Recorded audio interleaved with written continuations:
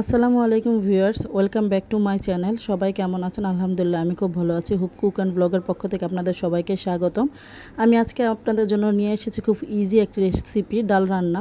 অনেকে আমরা ডাল রান্না করি, কে কীভাবে রান্না করি এটা যার যার ব্যক্তিগত ব্যাপার। আমি যেভাবে ডাল রান্না করতে ভালোবাসি সেভাবে আজকে আপনাদের সাথে শেয়ার করবো। এটা খুবই ইজিভাবে খুব অল্প সময়ে রান্না হয়ে যায়। ব্যাচেলর ভাই বোনদের জন্য খুবই সহজ একটি পদ্ধতি। এখানে আমি কিছুটা ডাল ধুয়ে নিয়েছি, এর মধ্যে কেটে রাখা রসুনগুলো দিয়ে দিলাম কিছু পেঁয়াজ কুচি, এর মধ্যে দিয়ে দেবো কিছুটা কাঁচামরিচ ভেঙে রাখা, কারণ ভেঙে রাখা কাঁচামরিচটা যখন আপনি ভাতের সাথে মেখে নেবেন খুব ভালো একটা ফ্লেভার আসবে। এর মধ্যে দিয়ে দিচ্ছি কিছুটা হলুদ গুঁড়ো এবং সাথে দিয়ে দেবো কিছুটা মরিচ গুঁড়ো। অল্প পরিমাণে মরিচ গুঁড়ো দিয়েছি, এটা কোনো মেন সাবজেক্ট না, এটা হচ্ছে অপশনাল, আপনি দিতেও পারেন না দিলেও পারেন, এটা জাস্ট আমি কালারের জন্য দিয়েছি। কিছুটা সয়াবিন তেল দিয়ে আমি এটা ভালো মতো হাতে কচলে মেখে নিয়েছি। এখন এর মধ্যে দিয়ে দেবো পরিমাণ মতো পানি দিয়ে বাস এটা কমপ্লিট। এখন এটা আমাকে গ্যাসে বসিয়ে গ্যাসটা অন করে দিতে হবে। গ্যাসটা যখন বলক উঠে যাবে তখন আগুনটা কিছুটা কমিয়ে দিতে হবে, যাতে ডালটা আস্তে আস্তে ফুটে সিদ্ধ হয়, যাতে ফুটনের আগে ডালটা সিদ্ধ হওয়ার আগে পানিটা শুকিয়ে না যায় সে পর্যন্ত আমাকে অপেক্ষা করতে হবে।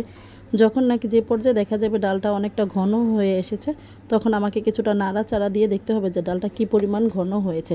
হালকা একটু নাড়াচাড়া দেওয়ার কারণে ডালটা একটু ভেঙে যাবে।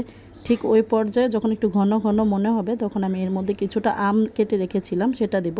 যদি আপনাদের টক খেতে ভালো না লাগে এটা স্কিপ করতে পারেন, কিন্তু আম দিয়ে ডালটা অনেক ভালো। গরমের দিনে আম ডালটা খুব প্রচলিত, সবাই খুব পছন্দ করে আম ডালটা, এবং ডালের মধ্যে প্রচুর পরিমাণে পুষ্টি ও ফাইবার থাকে, এজন্য বাচ্চা এবং বড়দের সবার জন্য ডাল খুব ভালো। এখানে আমি দিয়ে দিচ্ছি কিছুটা ধনেপাতা কুচি দিয়ে এখন আমি নেড়েচেড়ে নামিয়ে পরিবেশন করে আপনাদেরকে দেখাচ্ছি। আমি কিন্তু ডালটা বেশি ঘনও করিনি পাতলাও করিনি। এই তো পরিবেশন করে এখন আপনাদের দেখাবো আমার ডালটা কেমন হয়েছে। আমার রান্না যদি আপনাদেরকে ভালো লাগে আপনারা প্লিজ আমার চ্যানেলের পাশে থাকবেন, আমাকে সাপোর্ট করবেন। সবাইকে আজকে এই পর্যন্তই। আসসালামু আলাইকুম, আল্লাহ হাফেজ, সবাই ভালো থাকবেন।